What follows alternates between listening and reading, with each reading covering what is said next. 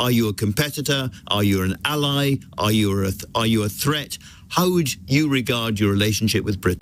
大家好，欢迎来到小静话天下，一起关心天下事。英国媒体邀请高志凯先生做一个访谈，但提问的问题实在太有针对性和挑衅，说英国因为自己不生产了，但中国大规模的制造生产的低价产品涌入英国，对英国造成了威胁，把自身的问题总是归结给外力，给别人，同时又指控中国在操控英国的大选。高先生的回答每一个都具有说服力和针对性。先看看自身的实力吧。中国在科技，在 AI 上发力，这些方面英国有能竞争的能力吗？说白了，就是你连做我对手的资格都没有，你连上竞争者名单的机会都没有。中国专注自己的发展，无论是新能源汽车、芯片、光刻机，还是 AI， 我们都有很大的进步，也有优势的地方。我们才没那个闲工夫去操控你们的选举，我们忙到搭理你们的时间都没有。你们还是看看自己的状况吧，看看自己的能力和实力。这一顿对真是太过瘾了。Can I ask you a wider question, Mr. Gao, which is, there's a lot of people in the UK who are concerned about China simply being too powerful in Britain. And in a sense, that's because we no longer make so many of the things that you make and you export to us, whether it's our phones or our televisions or parts of our telecommunication system or so much else, perhaps in due course our cars as well. Does the power of the Chinese economy inside Britain not also bring with it some kind of whip hand power over British politics eventually? Thank you very much for asking this very important question. There are several things allow me to emphasize. One is that it is a fact. It is a hard fact that China is the largest trading partner with more than 130 nations in the world. It's not just with Britain, it's with 130 other nations, big or small. And you need to live with that fact. You cannot just fight against that megatrend in the world. Secondly, yes, China produces many things, exports many things, but about 1/3 of the products out of China are made by American invested companies in China. Another 1/3 about European companies or Japanese companies or South Korean companies or China's Taiwanese companies made these products in China and exported them abroad. Only about 1/3 of the products, roughly more or less, are made by domestic Chinese companies. So if you are worried about these exports from China to Britain, you're worried about 1/3 produced by American companies, another 1/3 produced by other developed countries, etc. So I don't think you need to be agitated about that. It's a real fact.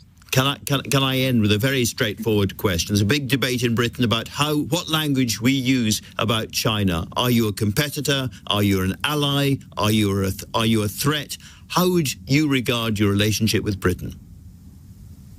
First of all, between China and Britain, from the Chinese perspective, Britain is not a rival, is not a competitor, it is not an enemy, is not an adversary. Britain is just an important country to get along with in peace and in friendship and for mutual benefit. Now, how Britain looks at China, it's up to the British government and people to decide. But I think it would be completely misguided for Britain to view China as an enemy or adversary or a competitor. What do China and Britain compete with? China is the largest manufacturer of automobiles. Competing with Britain? No. China is the largest exporter of EV cars and will lead the whole world in EV production. Is Britain a competitor? No. China will be the biggest and most important producer and R&D in terms of semiconductor in no time. Does that mean that China competes with Britain? No. China will be the leading nation in AI revolution. Is Britain a competitor? No. So I think British government should not overestimate its impact on the global scene and view Britain as a rival of China. China is not. China is a fact. China is a megatrend for Britain to live with and get along with. Let's make peace rather than agitating for war. But before we go any further with this conversation, I think it's right to get a perspective from China. Victor Gao is Vice President of the Center for China and Globalization. He's widely described as a spokesperson from the CCP. I wanted to hear his reaction to the allegations being made this afternoon by the government. Thank you very much for having me. If anyone in Britain thinks that the Chinese government or the authorities at large would have any interest in hacking into the British politicians' accounts to gain information, I think that allegation is ludicrous. And if anyone in the Chinese government or authorities want to do that, it's completely out of their mind.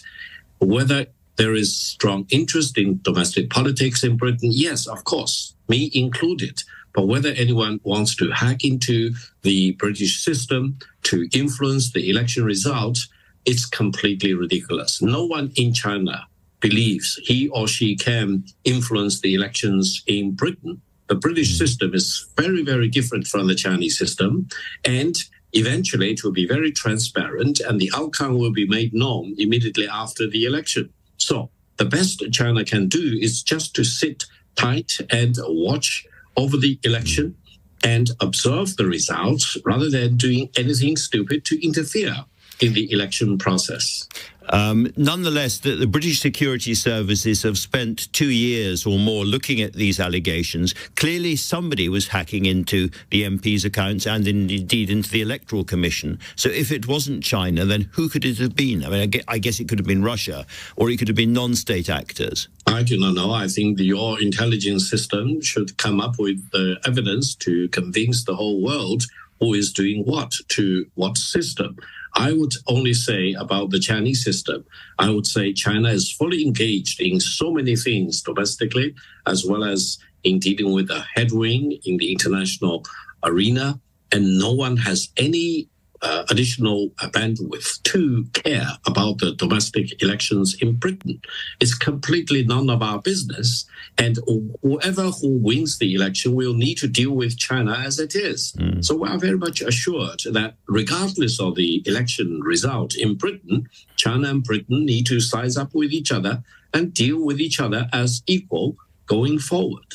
At the beginning of the programme, I raised the question as to whether, given that China is the world's largest economy and that trade between China and Britain is now said to be worth about £100 billion, it would be possible for Britain to cut off from China, regard China as an enemy and turn her back. What would your view be? China is the largest trading partner with more than 130 nations in the world. China's manufacturing output is larger than the combined amount of the United States, Germany, France, and many other countries combined together. Therefore, for China to deal with Britain as a major trading partner, it's not surprising. Whether China-British trade should be made more balanced, that's, of course, will be a better result. But for Britain to be cut off from China as a trading partner, I think the loss will be both the British loss as well as the Chinese loss. And I would be strongly against anyone attempting to cut off British trade with China because it's suicidal. It's not making any sense. And the British people are well known as very pragmatic people, realistic people.